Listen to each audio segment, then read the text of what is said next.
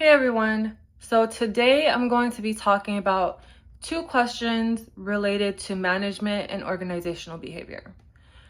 The first question asked was, of the four main functions managers fulfill, planning, organizing, leading, and controlling, which is most likely to be enhanced by an understanding of organizational behavior, and why? Well, out of those four functions, I believe that leading is the one most improved by organizational behavior. And the reason I pick leading is because leadership is really about people. A manager can know how to organize schedules, they can know how to make plans, they can know how to track performance. But if they don't understand the people they're managing, things can still fall apart very, very easily. And that's why, you have to think about the fact that people don't have the same kind of mentality. They don't want the same things. They want to feel differently. I mean, some people want managers to understand that they just want a little bit of recognition. Some want opportunities for growth. Some want to simply just feel respected and heard. And understanding these differences can make a huge difference in how a manager leads. Nobody has the same mentality. So I also think that this matters because workplace problems are not always about the job itself either. Some of these problems are communication issues. Some of those problems are conflict between coworkers. Some are employees just feeling disconnected, right? And a manager who understands organizational behavior, they know how to attack these problems best. They can go ahead and help people that do not get along work better and work well together in teams.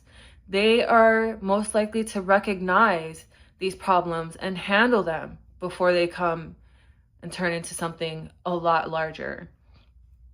So to me, that's why leading benefits the most. Good leadership is not only about getting the work done. It's also about creating an environment where people feel more comfortable, where therefore more motivated to complete the tasks at hand, to work together with others, and they feel supported enough to do their best work. So the second question I was asked is, managers need technical, human, and conceptual skill in order to succeed. And which of these skills are least likely to be learned on the job? And to explain my position. Well, to me, technical skills are usually things that you can be trained to do, like learning systems, procedures, how to use software. These are things that you can just be trained for. They can show you how to do it. You practice, you gain more experience, and we all know that practice makes perfect, right? So similarly, in my opinion, conceptual skills are also developed over time as managers gain experience and they learn how different parts of a business connect together. That just takes time. It just takes more experience. So human skills is where I would say is the most important because, the most difficult. And that's because they just feel different to me. Things like communication, patience, empathy, handling conflict, they're not always things that you can just learn on the job in the workplace. You can't just learn that from a training manual or pick it up overnight.